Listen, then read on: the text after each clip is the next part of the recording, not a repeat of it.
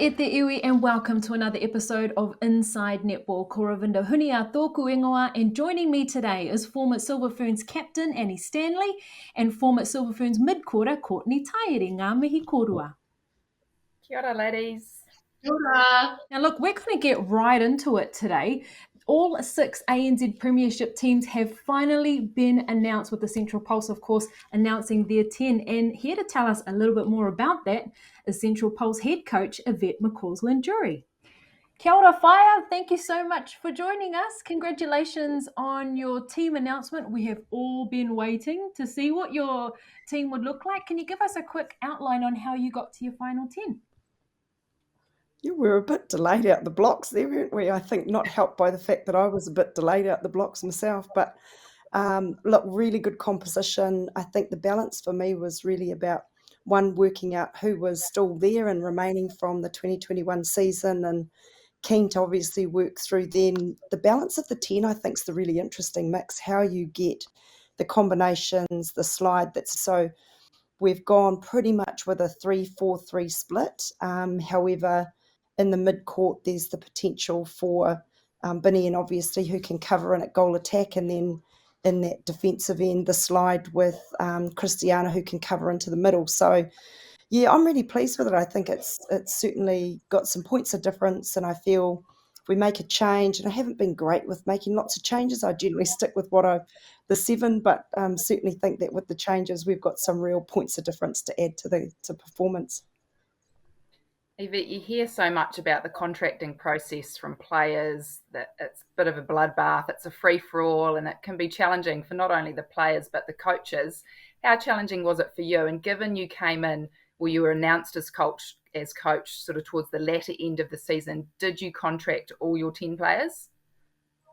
There was a few who were already in place, which was somewhat helpful in terms of a shooter, a midi, and a defender, and so that gave a really good base to start from, and then from there started to build our way out, work through, obviously, first and foremost with those who had been there before, what were they looking at doing, and then working to fill the gaps. Now, here on the show, we did speculate that we could perhaps be waiting for a couple of Australian-based players to be coming over as to why your team hadn't been announced. Turned out that was the case. So talk to us about your recruitment of Kristiana, Manu'a and Binnian Hunt.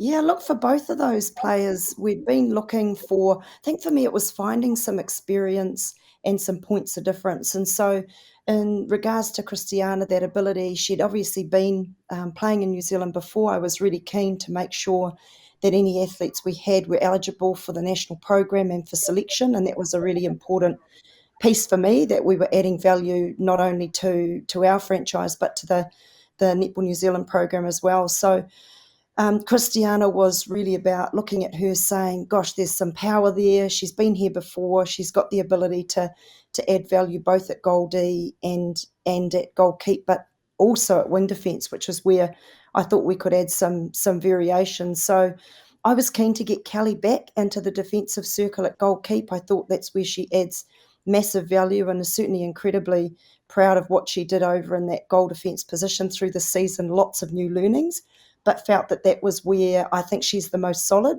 Now, you were with us in commentary throughout the year for the ANZ Premiership, and there was a lot of talk throughout the season that we need more goal attacks and we need more goal defences.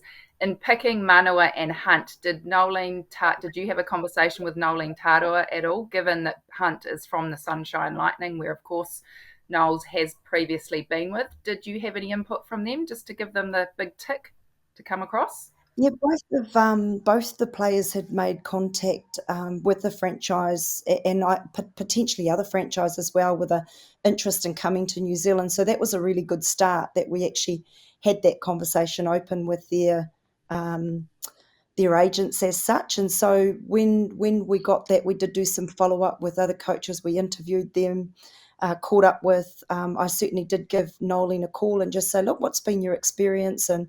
And when you think about her game, what are the areas? This is what we're looking for. Do you think that fits? And so she gave a really good overview just of what experience she'd had with Binnian and her time there, and the development that she saw. So that was really helpful, along with the work of getting video footage and watching lots of content and backtracking through stats and doing a little bit of homework ourselves. In a perfect world, when would you expect them to come over to New Zealand, and when do you expect to get your campaign underway for next year?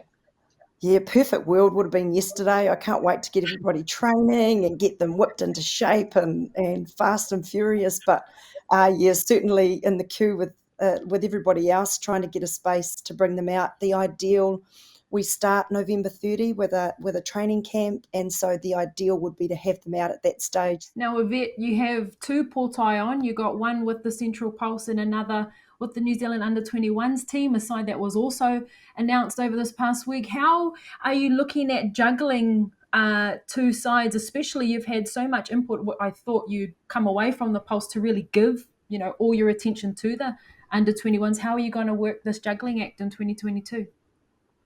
Yeah, well, again, hopefully that happens too. So we're predicting that we're going to get a series or some games of some type around September, October, and at that point, that's the end of my contract period with the New Zealand Under-21. So the timing's probably quite nice in terms of that transition and a chance for the next head coach to take over and build towards the next World Youth Cup. So the series, again, I was a little bit disappointed. We've didn't quite have everybody available for selection.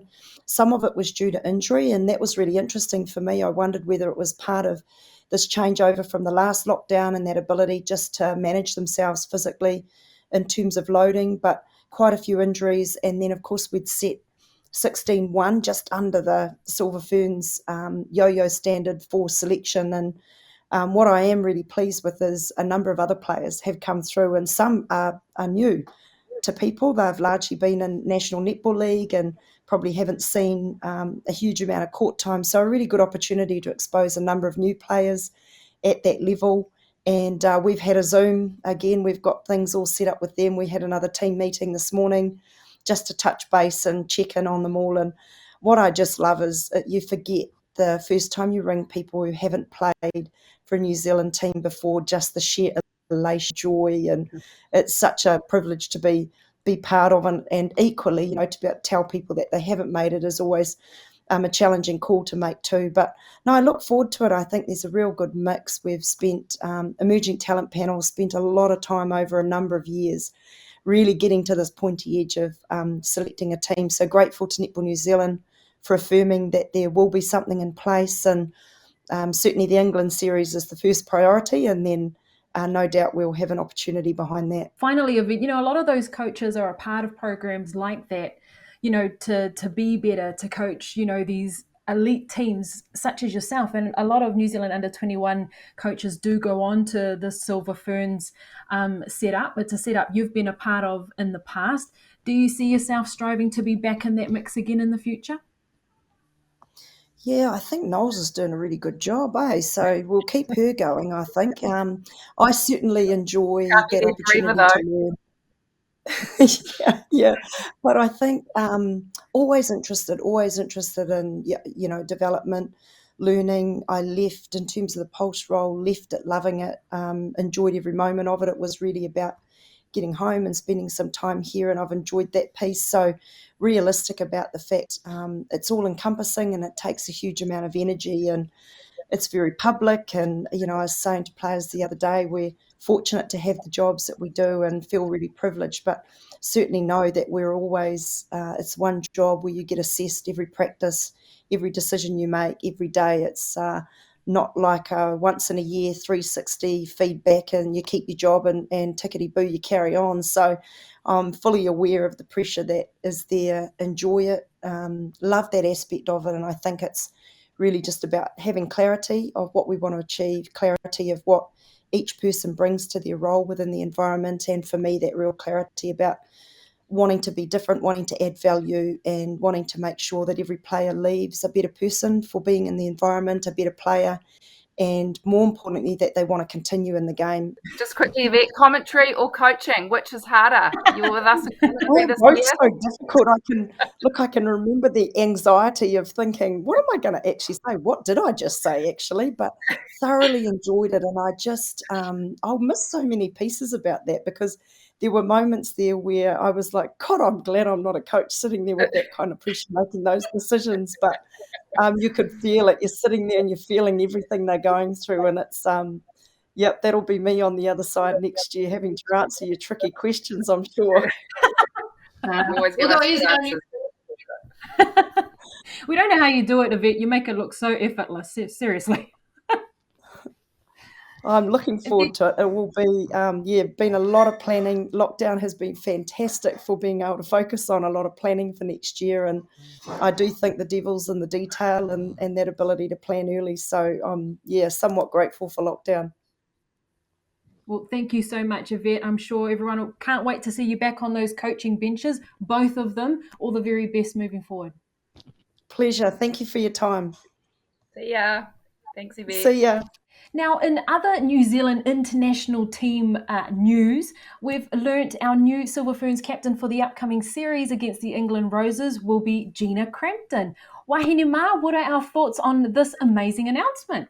When you look at her form over the last few years, I think she's certainly cemented her position at wing attack.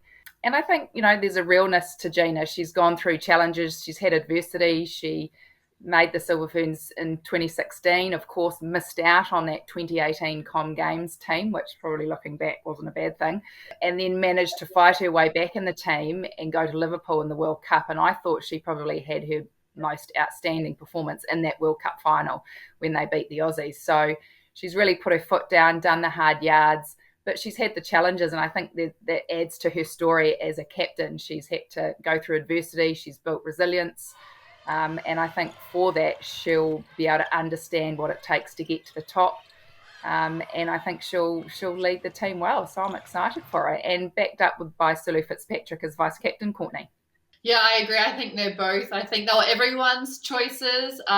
With Gina, she's obviously a world champion. She knows what it takes, and she leads through example on the court, I think. And then to be backed up by Sulu Fitzpatrick, we saw how amazing she was as a captain for the Mystics, in particularly this year. And I like what Dame Knowles said, that they're not just in caretaker roles.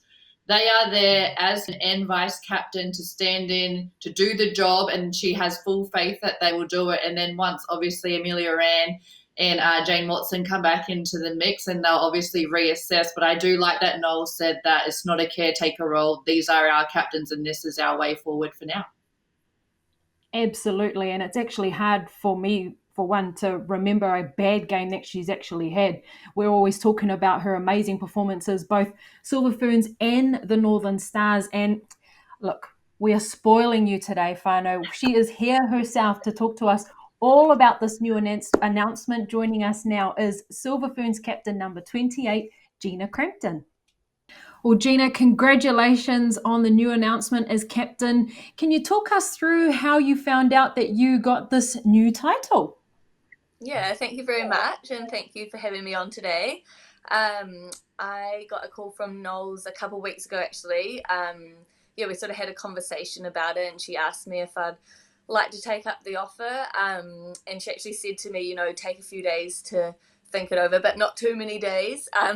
So I guess I took a bit of time to sort of talk to a few people close to me about it and get my head around it, really, and then sort of called her back a few days later and took up the huge honour, which was very, very exciting and an awesome, I guess, privilege for me, definitely. But definitely felt pretty crazy to be asked overall. Congratulations, Gina. Very exciting. Hey, what style of leader do you think you'll be? You've been lucky enough to be in teams with lots of former captains that have represented New Zealand well and achieved well. So perhaps what style of leadership do you think you'll be, and are there any former captains that you'd perhaps like to emulate? Oh, goodness me. Great question. I guess for me, an ideal situation would be that I'd take little bits from everyone. I've had some amazing captains over my netball career. We've got people like Wendy Frew, obviously Laura, most recently Meals, so many people that have really influenced my netball journey. And so taking little bits from them, I think, will be best option for me. But I've had this question a little bit recently, and it's really hard to answer, which I'm not sure if that's a good thing or not. But I think I'm quite vocal. I think that's definitely this type of person I am in the netball environment. But mainly for me, I think it's just about bringing people together. I love being part of a team. I love the ins and outs of it, and just the relationships and the culture that you create. That's my favourite part about netball, was the people, the fun that you have, and just the relationships that you build. So hopefully it's a really good environment that I help to create, but at the same time in the Silver Ferns environment that's already there. So hopefully my job's pretty easy. Gina, congratulations. I want to know, if you look back onto your days way back as a baby at the Steel, obviously your goals were to be a Silver Fern, but did you ever think that you would captain the Ferns one day? And then also, what was your parents' reaction? Because they've been a big part of your journey. They went over to Liverpool to support you at the World Cup. So did you ever see this in your future, and how were your parents? Yeah, absolutely not. No way. Never in my wildest dreams did I ever think that this would happen. Even just being vice captain with Jane over the past few years, supporting meals, was like dream come true. Just, so exciting. And I actually think that role was quite suited for me, being a little bit back but still there. But so we'll see how this goes. In terms of my parents, my mum, she's just over the moon, so proud, and Dad is the same. Dad's always probably been my biggest supporter, and probably actually the person that I go to first for everything. So he was very excited when I told him as well, and he said, well, you can't not take it, kind of thing. So that was cool. But he actually used to play basketball for New Zealand, and he reckons that I've finally pipped him at everything, which is great news. It's always a competition. Always. When players kind of get captaincy roles, they take it in different ways. But do you think about how you approach the game of netball now, leading the national side? Yeah, definitely. It's put a lot of pressure on me, to be honest, which is actually why I took a couple of days, at the start, because as soon as Knowles asked me, I felt this overwhelming feeling of pressure, because when you look to your leaders, and especially the people that I've had most recently, Meals and Laura, they were consistent performers every game. And that's what you want in a leader, and that's almost what's expected as well. So I've definitely sort of had to work through that a wee bit and talk to a few people about not concentrating on that side of it, I think, because then your performance just goes out the window, really. So there's lots of things like that I'm going to have to work through, leading into this England series. Gina, there's been a mass exodus over the last couple of years in terms of leadership in the Silver Ferns. The Fossils have all retired, and Knowles has talked about how you can't build that leadership overnight. And she's talked about this leadership program within the Silver Ferns, and part of that is the mentoring role that past captains are I guess, giving back to the current environment. Can you talk a little bit about what contact you've had with former Ferns, and a little bit about the program?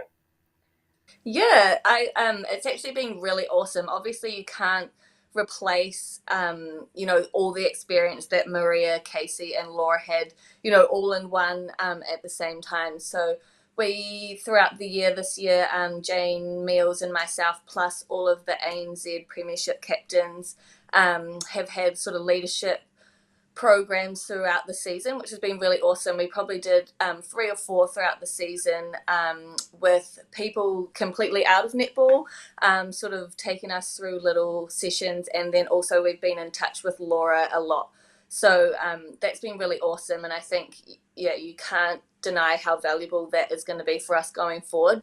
Gee, you talk about great leaders, and I think we can all agree that Sulu Fitzpatrick is a great leader. We saw it for the Mystics this year. So how will you guys work together as a partnership, and how much more confidence does it give you knowing you've got her backing you up? Yeah, Sulu, man, she's amazing. She, like you say, she showed her true spirit as a leader, I think, for the Mystics this year, and she plays with a lot of heart always, and I think that's so amazing. I'm so lucky that we're doing this together. I think we've got similar things about us, but also quite different, which I'm hoping that's going to be a real asset for the Ferns. We've had a few conversations recently about how we sort of want to approach it, and what things can we bring in that are new, and what are we wanting to keep, and things like that. But I think that, she's the best person to have on this journey with me. She's a mum, which I think just she shows the love always for no matter who's around her, and she's always backing people up. And something as well that I admire about Sulu is her voice. She's so vocal on the court at training. She could be dying, like no air left, and she's still putting out messages of support, and it's crazy. I think that's so massive for our team, so really excited to be doing it with Sulu. Well, on that note of communication, Gina, how has it been for the Silver Ferns leading up to this English Roses series? It's not too far away and we're all in lockdown at the moment. So how are the Silver Ferns going and what is the plan moving forward? Yeah, well, there's plan A, B, C, all the way to Z at the moment, just with the way things are going. But yeah, it's been tough. I think there's been a lot of the girls that are finding it quite hard. Obviously, training alone isn't ideal, but then there's things that we would be doing in camps that were cancelled that we have to do online at the moment. So analysis, we have prehab, rehab, we have our gym sessions, squad meetings, like one-on-ones with medical staff, physios, all these things that are having to be done online. And I think it's pretty tough, and especially for the new girls that are into the squad this year, sort of trying to get them up to speed with our language and how we roll and things is a lot harder through a screen. But in saying that, we've known this for a long time, that we're just going to have to be adaptable into anything and be ready for whatever comes about. And that's been pretty clear from Knowles from the start. So I think, to be honest, we're, it's tough, but we're actually managing pretty well and hopefully staying as connected as we can. Assuming all goes well and you guys get down to Christchurch, you've got a squad of 17. Do you know if Knowles will be picking a team of 12 for each test, or how's that going to be rolling? Yeah, I'm pretty sure she'll be picking a squad of 12 for each test. The whole squad's going to be down in Christchurch. Since we didn't have camps, I guess that was the best option. And it means that everyone's, there to get a shot, which is pretty cool. Obviously, the goal is to win, Gina, but also how important is it with Pinnacle years coming up? And you mentioned that there are new players in the squad. How important is it to get them in straight away and also to hopefully get them some court time? Yeah, I think that's one of the biggest things. We're actually not that far out from Commonwealth Games. We had a team meeting just last week and Noel said it was like 330 days till first game at Commonwealth Games. So that sounds like a lot, but it's not really. It's going to fly by. So getting these girls out there on the court, ideally, and the experience that goes around just a series even is massive. And we want to have as many people as possible available for selection for that Commonwealth Games team. And steps like this England series are crucial going forward. Well, finally from us, Gina, congratulations on the appointment as the 28th captain of the Silver Ferns. And there's someone else on this panel who holds this torch back in the past too, Anna. Yes, which number? You give some advice as well. Hey, Gina, check your DMs on Instagram. I've DM'd you and I haven't had a reply yet. Oh, no. We didn't want to bring it up. We don't want to bring it up. I dug it out. I'll be right onto that as soon as this call's over, I promise. Don't give her the scene. Never. But again, Gina, thank you so much for joining us and all the very best for the upcoming series. Cool. Thank you so much, guys. Good luck, G. Now, although our Silver Ferns can't be in training together at the moment, they're not in MIQ like our visitors down in Christchurch, the England Roses. We caught up with England veteran Serena Guthrie for her thoughts on trying to get prepared from MIQ.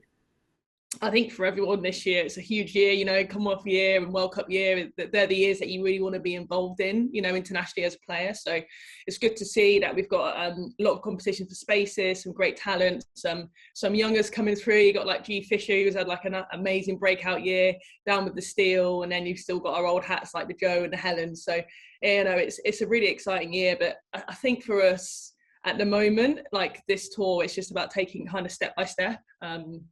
at the moment we're in MIQ, we just got to get through this part, and then it's like the next phase. We keep joking that it's like 101 levels just to get to the playing stage. We're on about level 50, got like another like 50 to get through, and then we can start getting excited about games. So it'll be nice to be able to get some test games against the Silver Ferns, and then also obviously getting out to Australia is really important for us, because again, we've not played them since like 2018 or 2019. I can't even remember now, it was that long ago. So yeah, it'd be nice to get some games in.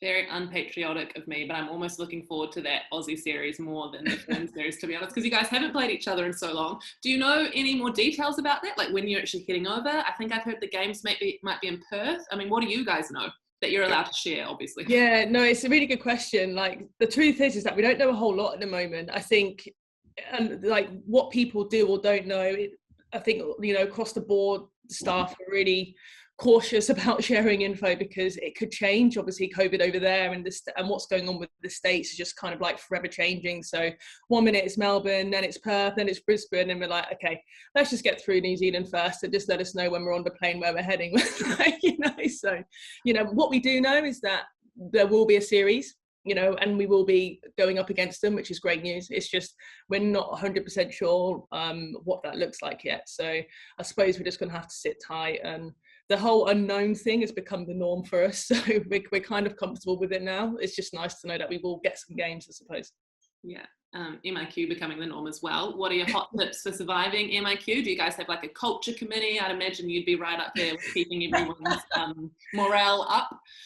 Oh mate, honestly, so I have been strongly against TikTok up until MIQ this time round, and I found myself getting involved in some of the TikTok offs that we've been doing as a team. So yeah, watch this space for a few ridiculous videos probably coming the way of social media over the next few weeks. Well, thank you so much. We can't wait to see how this series unfolds, but you can see it all here, all the chat here at Inside Netball with the crew and myself. Thank you for joining me, Wahine Ma. It is a pleasure as always. And of course, we'll be back here next week, back on our virtual set. We're not sure for how long, but I think we're enjoying it from the comfort of our own home, and we hope you are too. Hei kōna mai.